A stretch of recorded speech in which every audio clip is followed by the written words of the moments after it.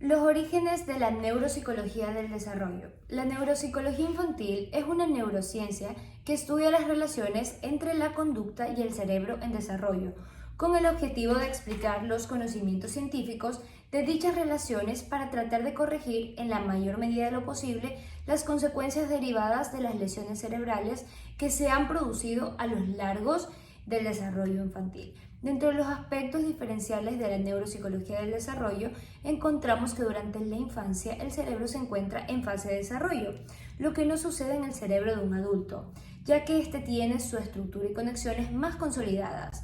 La evolución del cerebro infantil es más rápida, mientras que en el adulto es más lenta y se realiza en sentido inverso al desarrollo del cerebro del niño. El pronóstico del daño cerebral en la infancia en general es mejor que el del adulto y ofrece una mayor variabilidad dado que a su mayor grado de plasticidad. La evaluación neuropsicológica infantil.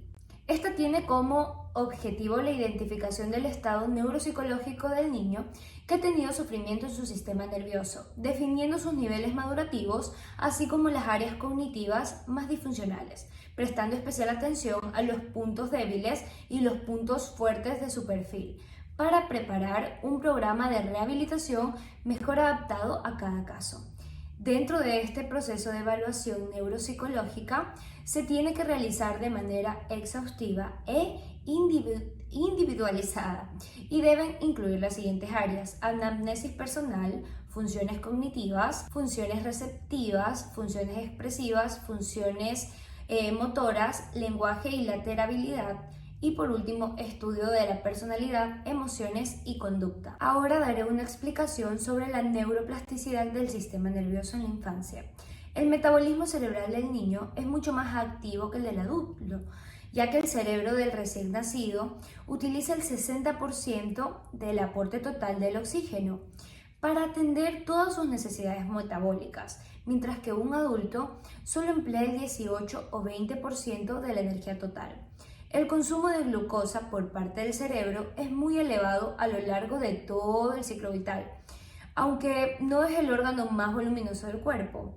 El cerebro es el que mayores demandas tiene de abastecimiento energético. Sin embargo, a diferencia de otros órganos como el hígado, el cerebro carece de suficientes capacidades para el almacenamiento de la energía en las células, por lo que exige un aporte continuado de glucosa a través de la sangre.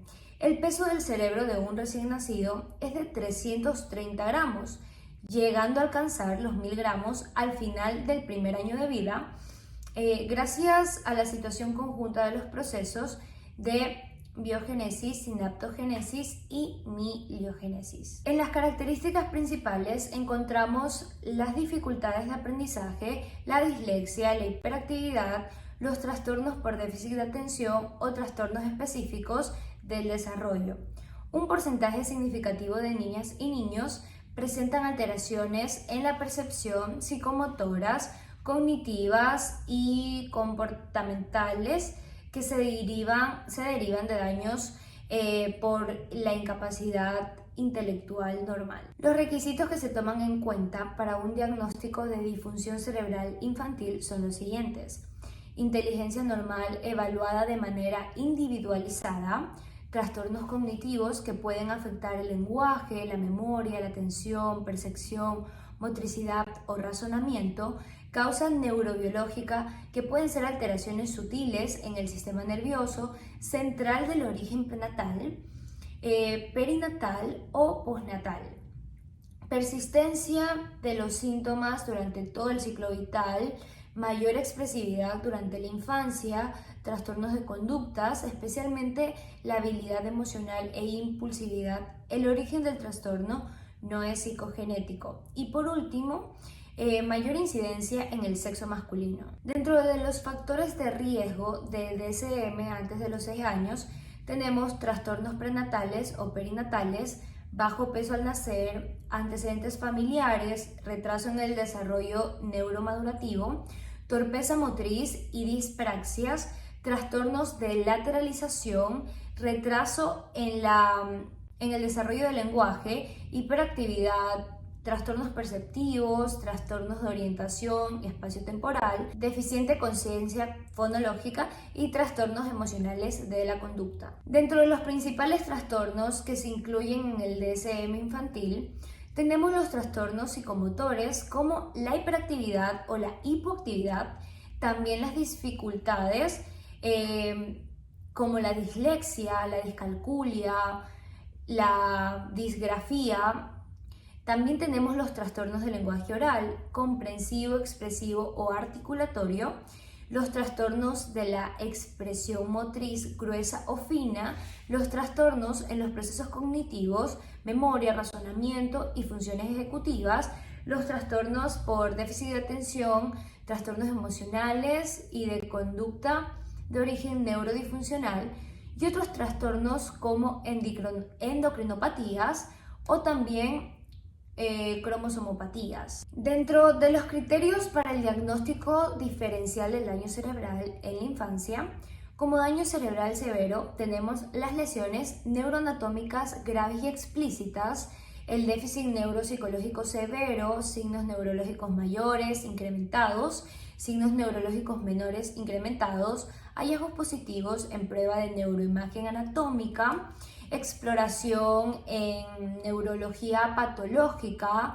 En la disfunción cerebral no son demostrables lesiones neuroanatómicas graves, los déficits neuropsicológicos o de grados ligeros, las ausencias de signos neuropsicológicos mayores, el incremento significativo de signos neurológicos menores.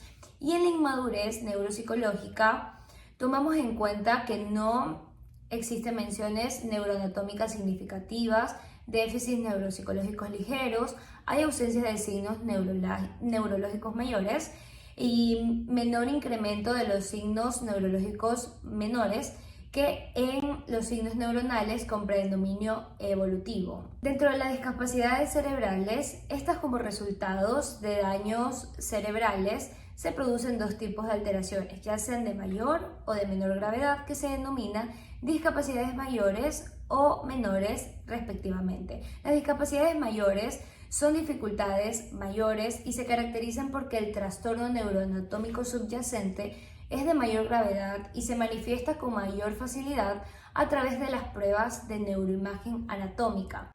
La lesión del sistema nervioso en estos casos produce alteraciones explícitas que se presentan inmediatamente después de la lesión del sistema nervioso. En las discapacidades menores, estas son las consecuencias de alteraciones del sistema nervioso de menor gravedad que las discapacidades mayores. Se producen durante las fases prenatal, perinatal o en el transcurso de los primeros años de vida. Dentro de la clasificación de los signos neurológicos menores, tenemos la modalidad de los psicomotores, como es la hiperactividad, los trastornos en el tono muscular, reflejos asimétricos o anómalos, trastornos del equilibrio, trastornos de la coordinación, trastornos de la modalidad fina y gruesa, inestabilidad en la postura, hipersistencia motora, trastornos de la marcha, movimientos coroinformes, entre otros. En la modalidad sensoperceptivos tenemos lo que son los trastornos de orientación espacial, trastornos de discriminación auditiva, los trastornos visoperceptivos, las agnosias auditivas, las visuales, las táctiles, las espaciales y por último los trastornos del esquema corporal. Y en otros signos tenemos dificultades neuropsicológicas del aprendizaje, síntomas disejecutivos, trastornos de atención, trastornos de lateralización, alteraciones en procesos cognitivos, atención en memoria y razonamiento y también hallazgos positivos leves en pruebas neurofisiológicas o de neuroimagen, trastornos de conducta, problemas de articulación en el habla y trastornos de lenguaje oral o escrito. Muchas gracias.